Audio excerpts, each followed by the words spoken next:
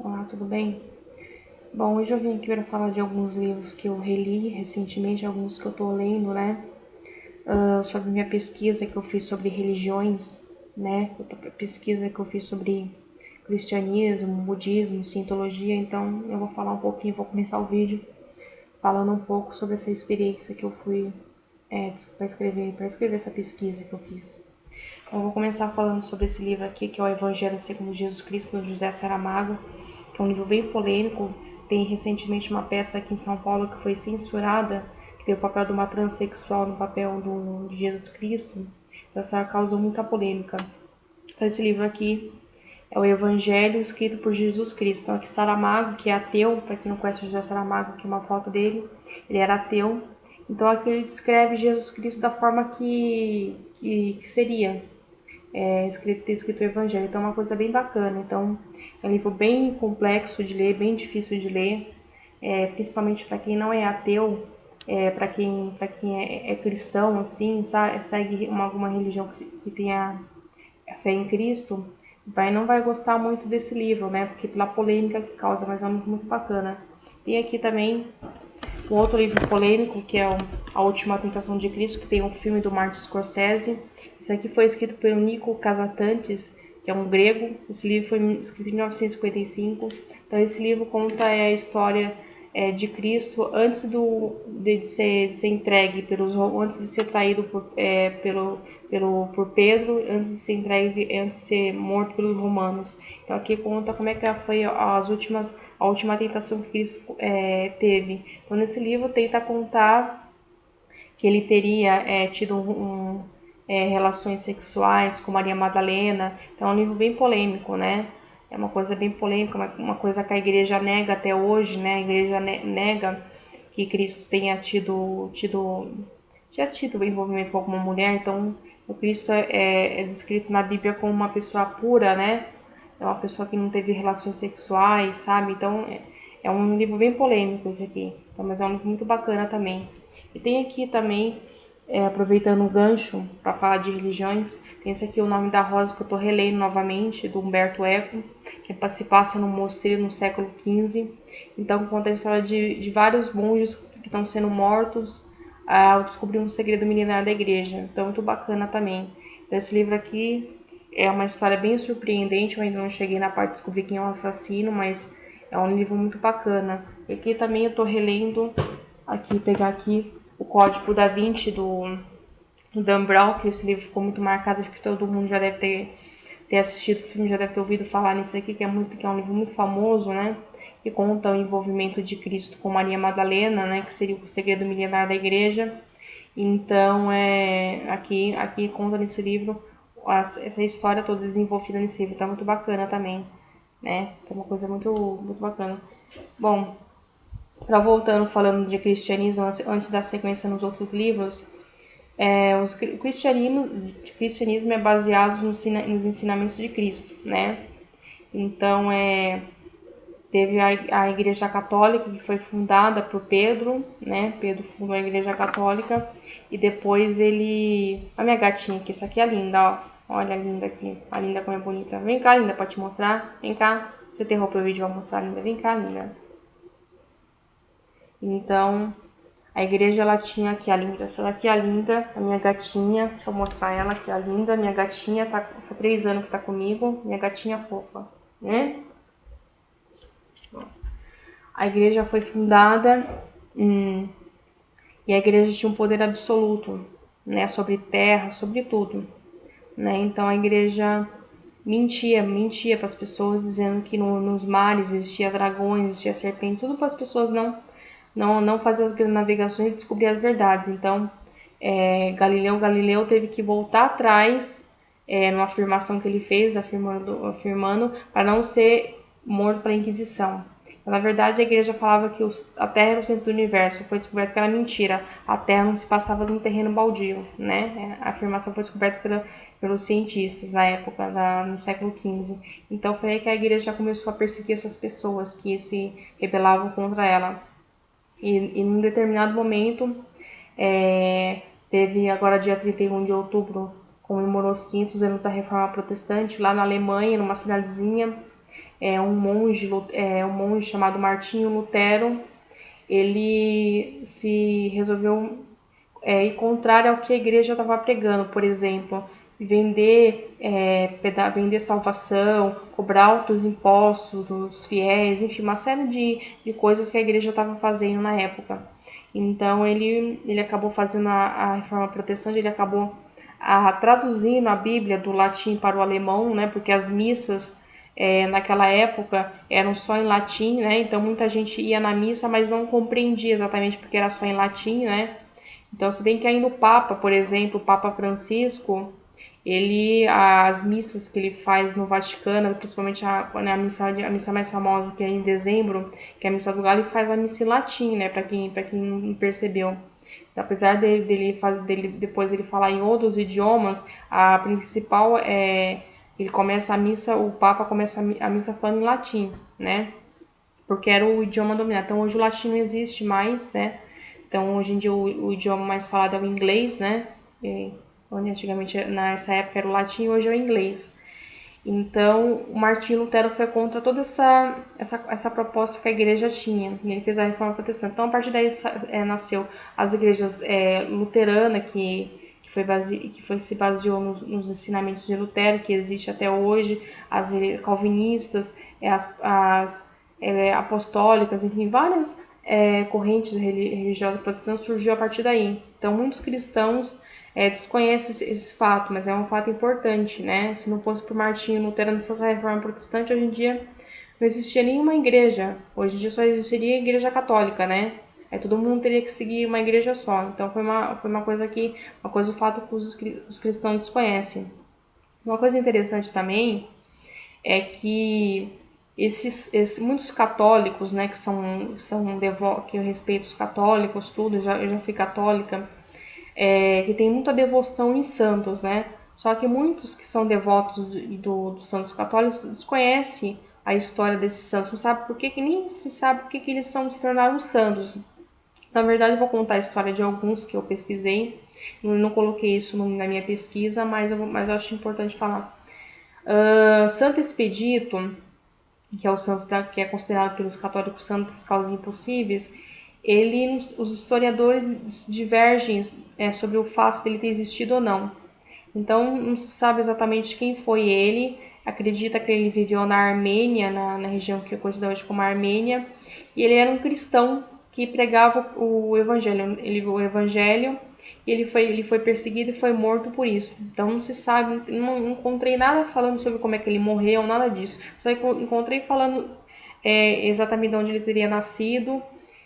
Só isso que eu encontrei sobre ele. Agora, outros santos, como São Sebastião, que é aquele santo que tem as flechadas no peito, ele nasceu na França e ele se mudou para Roma, ele viveu na época do Império Romano, então ele era um soldado muito aplicado, né? Ele era muito querido na época pelo imperador Diocleciano, né? Ele era muito querido. Só que ele começou a pregar, ele era cristão, né? Então nessa época a Roma estava dividida entre o cristianismo e o paganismo. Então ele pregava o cristianismo, ele pregava na verdade, o que esses santos cristãos que foram mortos pregavam na época era o que hoje os pastores, missionários pregam nas igrejas, que só há salvação com o evangelho, se você aceitar Cristo como Salvador de sua vida. Era o que eles faziam na época, eles acabaram sendo perseguidos por isso. Então, São Sebastião, ele começou a pregar o evangelho, ele acabou sendo perseguido por conta disso e ele acabou sendo morto numa emboscada, ele acabou sendo morto a flechadas, tanto é que a imagem que tem dele nas igrejas, nos altares, é essa, que ele foi flechado e depois ele foi jogado no mar. Essa é a história de São Sebastião. Agora, São Jorge, que é o santo guerreiro, que aparece em cima de um cavalo montado, um soldado, na verdade ele era um soldado, sim, ele viveu na época na região que hoje seria da Turquia, na Capadócia, e ele foi perseguido também porque ele pregava o evangelho também. Então ele acabou sendo morto numa emboscada e foi degolado. Então ele foi anos depois canonizado santo. Então esses foram alguns santos que eu estou citando explicando um pouco a história da igreja. Então, o que eles pregavam na época era o que hoje os pastores, os missionários pregam na igreja, os ideais de Cristo. Então, era o que eles faziam na época. Então, Roma perseguia, implacava os cristãos, né? Então, eles chegavam a matar os cristãos, enfim. Aí chegou um certo momento que o imperador Constantino II, para tentar salvar Roma do declínio, ele declarou o cristianismo como religião oficial, mas isso já era tarde porque isso não impediu que Roma se ruísse. Na verdade, Roma não só acabou por causa do cristianismo, mas por diversos outros fatores que acabou levando o fim do declínio do Império Romano. Então, isso é um fato histórico importante, né? O fim do Império Romano que acabou. Foi o maior império que existiu na história, né? Então esse império acabou em ruínas. Teve os bárbaros que começaram a invadir o império, as redondezas de Roma. Eles acabaram que não tiveram mais forças para lutar contra os inimigos. Eles acabaram se rendendo. Então esse é um fato importante que eu gostaríamos de citar sobre Roma, né? Que é uma coisa importante. Então, a Bíblia, ela que é o livro sagrado dos cristãos, né, que é o livro que as religiões cristãs, nós, porque eu também frequento uma igreja evangélica, inclusive depois eu vou falar um pouco, segue, foi escrito, o Antigo Testamento foi escrito em hebraico e o Novo Testamento foi escrito em grego, né? Então, eu não conheço grego, nem hebraico, nada, não são línguas que eu conheço, que eu não tenho domínio nenhum, mas ela foi traduzida, foi sendo traduzida para vários idiomas, então hoje a Bíblia é o livro mais lido e mais vendido em todos os tempos, né? Então, a interpretação que se tem da Bíblia, que muitas igrejas protestantes fazem hoje, é baseada em traduções. Então, a Bíblia ela não foi escrita por Deus, ela foi escrita por homens que viviam nessas épocas. Então, tudo que eles relataram, que eles escreviam, era coisa que eles vivenciavam na época, né? Então, por isso que há toda essa interpretação, más interpretações bíblicas, como o fato de condenar a homossexualidade, vários outros aspectos, mas hoje o mais todos é a homossexualidade que é condenada por muitas igrejas tradicionais, né? Então, eles desconhecem esse fato. Por exemplo, no Novo Testamento, que foi escrito em grego, que conta a história que fala na época que quem herdará o reino de Deus, que seriam os sodomitas, que seriam os homossexuais que não herdariam o reino de Deus. Na verdade, essa palavra em grego significa malakoi, significa mole, macio, que seria, na tradução do bíblico, na época, seria do grego, seria prostitutos. Então seria na época os que não herdariam o reino de Deus seriam aqueles que faziam cultos sexuais aos altares, coisas que os romanos faziam, que os gregos faziam. Então era esse fator que é condenável, não a questão da homossexualidade, né? Então a partir dessa reforma protestante que foi surgindo nas igrejas protestantes pelo mundo todo, se espalhando várias correntes, surgiu-se a teologia inclusiva. Nos Estados Unidos começou no final da década de 70, então várias igrejas começaram a ter outra interpretação bíblica, né, do ponto de vista e acolher homossexuais, pessoas que não são aceitas em suas igrejas, então essas pessoas passam a ser bem recebidas nessas igrejas, então é uma coisa muito bacana. Aqui em São Paulo, por exemplo, existe 3 igrejas inclusivas, né? A Metropolitana, que fica ali no metrô Santa Cecília, a comunidade Cidade de Refúgio, que fica ali no metrô Santa Cecília, e uma outra igreja que fica no Tatuapé. Então, são 3 igrejas inclusivas, são voltadas para essa proposta de evangelho. Então, na verdade, não são igrejas gays, como muitos apontam, né? Na verdade, são igrejas que pregam o evangelho como qualquer outra igreja. Só que, na verdade, elas apenas têm uma leitura da Bíblia diferenciada. Elas acolhem essas pessoas homossexuais. Então, isso é um fator muito bacana, né? Eu cheguei há pouco tempo na teologia inclusiva, então é muito cedo ainda para falar a respeito mais, mas é uma coisa que eu fui muito bem recebida, muito bem aceita pelos pastores dessa igreja, né? Queria aproveitar e mandar um abraço pro Vinícius, que é o pastor Vinícius, que foi um pastor que me recebeu na igreja, então foi muito bem recebida. Então, são más interpretações, infelizmente, que existe da palavra bíblica e que são usadas para condenar a homossexualidade, né? Então, na verdade, a Bíblia não condena a homossexualidade. O que a Bíblia condena são a imoralidade, seja ela tanto homossexual, seja ela heterossexual. É isso que a Bíblia condena. Então, é uma coisa que vou deixar clara, né? Que muita gente confunde as coisas, né? Então, quando eu saí da igreja, que eu já falei num vídeo anterior que eu gravei aqui, que teve muita repercussão nesse vídeo, que eu decidi sair da igreja por conta da minha sexualidade mesmo, porque eu não estava aguentando mais todo domingo indo pro culto e sentada no banco, ouvindo o apóstolo falar, ou o pastor que pregava a palavra, falando que eu iria pro inferno por ser lésbica, né? Então aquilo pra mim não fazia mais sentido eu continuar ali, por mais que eu tinha continuado feito amigos ali e tudo, teve o fator depois que eu expliquei as pessoas que me excluíram, pensando que homossexualidade é vírus, sabe? Então, não voltaria mais para essa igreja, por exemplo. Não, eu tenho pessoas que eu tenho carinho e respeito até hoje, que era minha discipuladora, que eu também tenho um respeito por ela, que me conhece desde criança, mas eu não voltaria mais para essa igreja, né? Porque depois de tudo o que eu passei, o que eu venci lá, eu não me vejo mais nessa igreja, né? O que eles queriam, a proposta que eles queriam para mim era ter uma vida heterossexual, né? Então eu, como sou homossexual, jamais me encaixaria num relacionamento heterossexual. Eu não me vejo num relacionamento hétero. Assim como um heterossexual não se vê num relacionamento homossexual, né?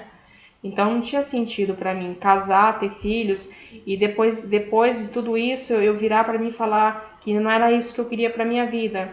Então a pastora da igreja da comunidade Cidade do Refúgio, ela passou por todo esse processo, ela passou anos pregando no mundo, no Brasil todo, onde ela era convidada para palestrar, para ministrar a palavra, que ela era uma ex-lésbica e que ela havia sido libertada. Então ela tentou de tudo.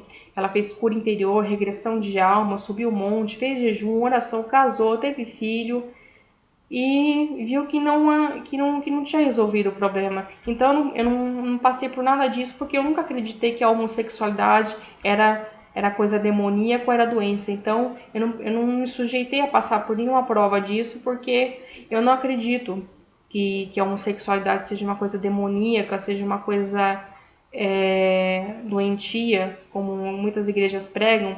Então não precisei vivenciar tudo isso. Porque eu acredito que na minha sexualidade, que é uma coisa que é minha mesmo, e que eu vou levar isso para minha vida inteira. Então eu acredito nisso.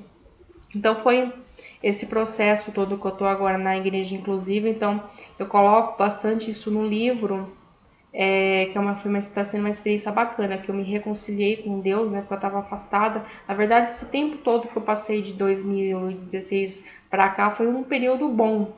Eu precisava desse tempo comigo mesmo para refletir sobre o que eu queria para minha vida, se eu queria voltar para Cristo ou se eu queria ter o segmento religioso. Então foi um período muito bom para mim, que eu precisava desse tempo mesmo. Então foi uma coisa muito bacana. E durante esse processo de pesquisa, eu pesquisei algumas religiões, especificamente o budismo, que eu tive um templo budista, um templo fundado pela igreja japonesa. Eu ganhei esse livrinho, um livreto aqui deles, contando. Na verdade, o budismo, para quem não sabe, surgiu na Índia, no século VII, mais ou menos, ou VI. Então, o budismo se baseia nos ensinamentos de Buda, né? Então, o Dalai Lama, que é o líder dos budistas no Tibete, que muitos acreditam que ele seja o líder dos budistas, ele não é o líder dos budistas, ele só é o líder dos budistas no Tibete.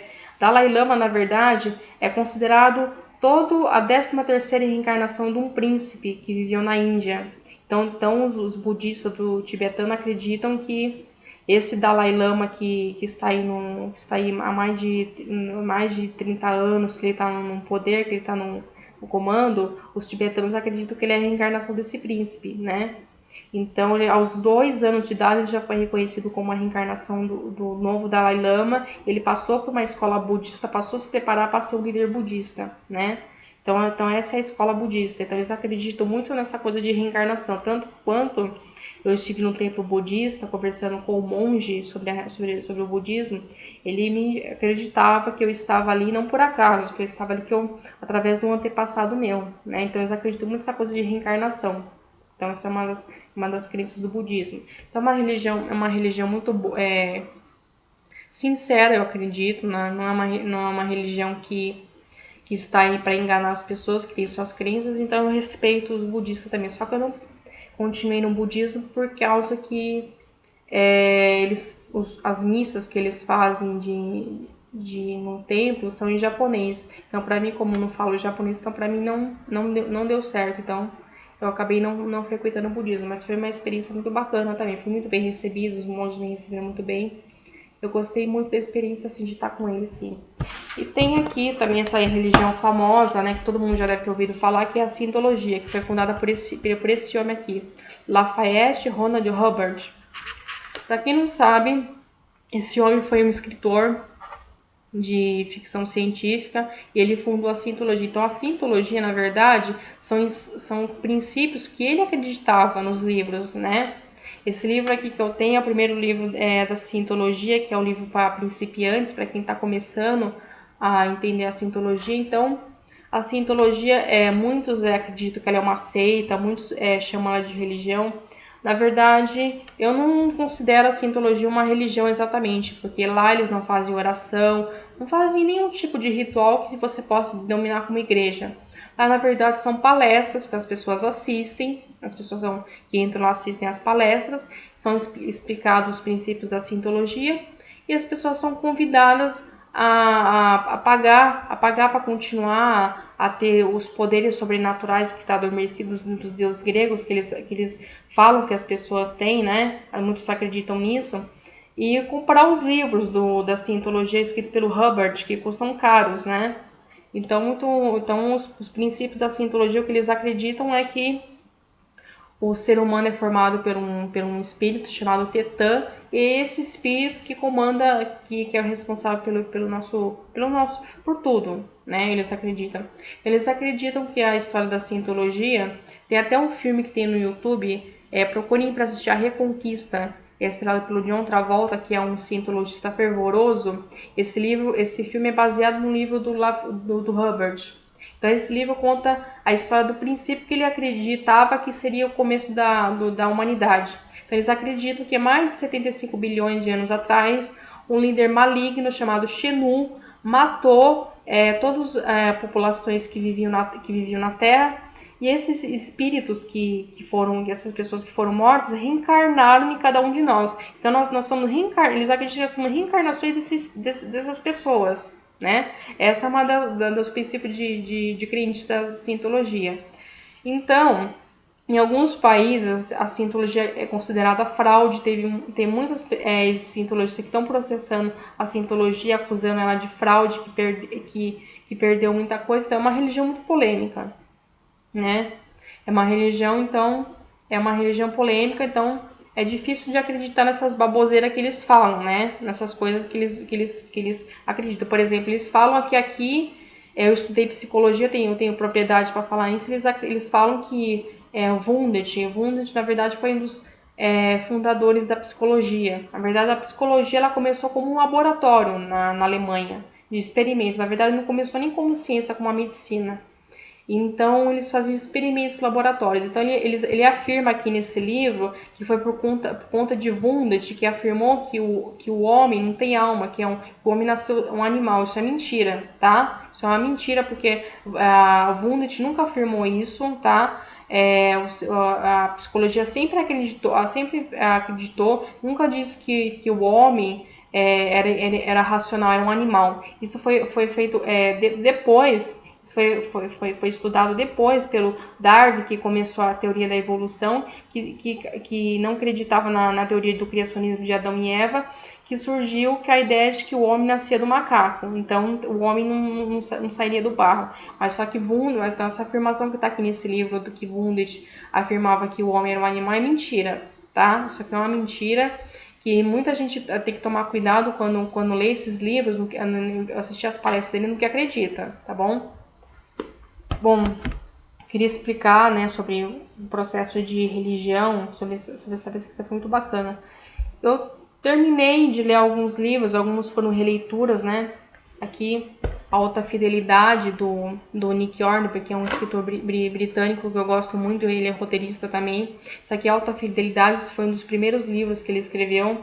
Então aqui conta a história de um cara que é dono de uma loja de disco e conta aqui as histórias amorosas dele. É muito bacana esse livro aqui. E tem aqui dele, About Boy, que aqui no Brasil foi traduzido como Grande Garoto. Esse livro aqui, na verdade, é uma edição curta da Penguin Random, que é uma edição mais curta para iniciantes do inglês. Então, para você que está num curso de intermediário, básico de inglês, você consegue facilmente ler esse livro, porque eles fazem um enxugamento das palavras. Então, para você que está num curso básico, indo para um curso para um avançado de intermediário, você já consegue ler esse livro aqui, né? Consegue também, acredito que ler isso aqui, How to Be Good, porque a escrita do Hornby não é tão difícil, né? Esse livro aqui é um dos meus livros preferidos da vida, que eu gosto muito, eu comprei, aqui no Brasil foi traduzido como Ser Legal, então muito bacana. Então para você que já está fazendo um curso de inglês, assim, ou já tá tendo aula na escola, enfim, consegue sim ler esse livro aqui, porque a escrita do Hornby não é tão difícil, então tem muita coisa aqui bacana nesse livro, sobre divórcio, sobre casamento, é um livro muito bacana, então vale a pena ler. E tem um livro complexo aqui que eu fui uma releitura, que esse aqui é o Infinity Jest, do David Foster Wallace, que aqui no Brasil foi traduzido como Graça Infinita, né? É um livro tijolão enorme, né? Então esse livro aqui é uma distopia que se passa no futuro, onde a humanidade está dominada pelo consumo. Então, para quem lembra do Clube da Luta, do Chuck Palahniuk, vai se identificar com esse livro. Então, esse livro aqui é muito bacana. É um livro um pouco complexo de ler, porque não pelo inglês em si, mas porque o Foster Wallace era um escritor muito difícil de se escrever, de se entender. Então, tanto é que esse livro demorou muito tempo a ser traduzido aqui no Brasil, né? Foi traduzido aqui no Brasil pelo Caetano Galindo, que traduziu Ulisses, do James Joyce. Então ele é considerado um autor muito difícil de ser traduzido, até pelas coisas que ele escreve, tudo, de humor negro, assim, então é muito difícil, né?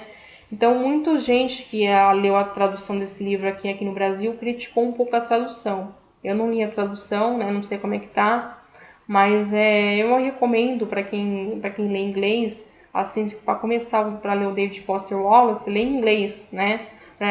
Para pegar todo esse espírito dele, né? No inglês mesmo seria bacana, né? Bacana. E tem aqui que eu terminei de ler, livro de psicologia, que eu estudei esse livro aqui quando eu estava na faculdade de psicologia. Isso foi em 2009, Totem e Tabus, aqui é minha edição espanhola. Então, esse livro aqui é um estudo do Freud, onde ele passou anos estudando várias civilizações. Então, aqui ele comprova que nessas civilizações antigas o incesto era uma coisa proibida já, era já determinado entre os povos.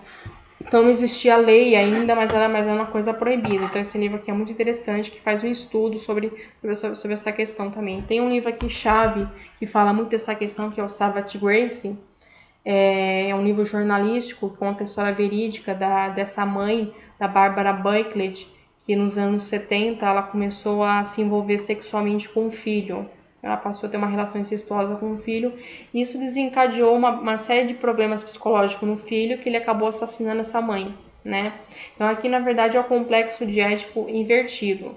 O complexo de Édipo, para quem não sabe, é aquela história do menino que tem ciúmes da mãe, doentio da mãe, acaba matando o pai para ficar com a mãe. Aqui, na verdade, o que aconteceu nessa história foi que o filho ficou tão perturbado com a história dele estar se envolvendo com a mãe, que ele acabou matando a mãe. E o fim dele foi trágico, porque ele acabou sendo preso, ele acabou indo para um hospital psiquiátrico, depois ele foi solto, depois de alguns anos, depois ele voltou para Nova York, onde ele residia. E ele tentou matar a avó, depois ele foi mandado de novo para um outro hospital psiquiátrico, e ele acabou se enforcando lá, né? Uma história bem triste, como ele ficou perturbado com isso. Então, aqui é o complexo de Édipo invertido, mas é muito bacana esse livro aqui. Esse livro, infelizmente, não foi traduzido em português, então esse livro é só para quem lê inglês mesmo, vai conseguir ler, tá? É muito bacana. Tem nas livrarias, tem um filme tem no YouTube, chama Pecados Inocentes. Aqui tá a capa do filme, a Julianne Moore e o Ed Redmayne, que fizeram o filme, então é muito bacana também dar uma... assistir o filme para ver a história, que é muito bacana. Aqui no livro tem fotos deles, aqui da família Bachelet, tá muito bacana. E terminando aqui a sequência, eu falei hoje o livro foi longo, a minha edição da Folha de São Paulo, que eu comprei essa semana, na verdade eu não comecei, tá bem no comecinho da leitura, de Tomates Verdes Fritos, que tem um filme, né, que eu assisti o filme. Eu já tinha lido esse livro em espanhol no EPUB, no meu digital, no meu celular, mas eu decidi comprar essa edição toda bonita aqui da Folha de São Paulo, muito bacana, que é a coleção Folha Grandes Mulheres na Literatura. Esse aqui é o volume 14 da Fanny Flagg, né? Essa, que é a autora do livro, então esse aqui tá no número 14. Então, por enquanto, só decidi comprar esse livro, que era o livro que eu queria ler mesmo. Então, também não comecei. Quando eu estiver terminando o livro, eu venho aqui para contar para vocês como é que é a história. E tô relendo aqui O Grande Gatsby, do Fitzgerald, né? Teve várias adaptações cinematográficas desse livro, então conta a história de Nova York, milionária, do século XIX, então muito bacana esse livro aqui, tá bom? Então tô bem no comecinho ainda, mas eu acredito que lá pra frente eu consiga fazer um vídeo falando a respeito desses livros aqui, tá bom? Bom, pessoal, esse foi o que eu vim para conversar com vocês hoje sobre a minha pesquisa sobre religiões. Falei um pouco sobre religiões, né? Sobre os segmentos, enfim, do budismo, da cientologia, do cristianismo em si e dos livros, né? Espero que vocês tenham gostado dos meus livros que eu representei aqui hoje. Caso alguém ainda tenha interesse em ler minhas pesquisas que eu fiz sobre religiões e sobre depressão, que foi no meu caso, é só deixar nos comentários e-mails que eu mando para vocês, tá bom? Eu volto assim que breve, assim que eu tiver um espaço, porque agora eu tô um pouco corrida com o teatro, né? Tá terminando o teatro, tá terminando, tô fazendo um curso de dança corporal, então tá bem corrido pra mim. Mas assim que eu tiver um tempinho livre, eu volto aqui pra fazer um outro vídeo, tá bom? Espero que vocês tenham gostado dessa resenha. Não deixe de curtir. E até uma próxima. Fique com Deus todo mundo.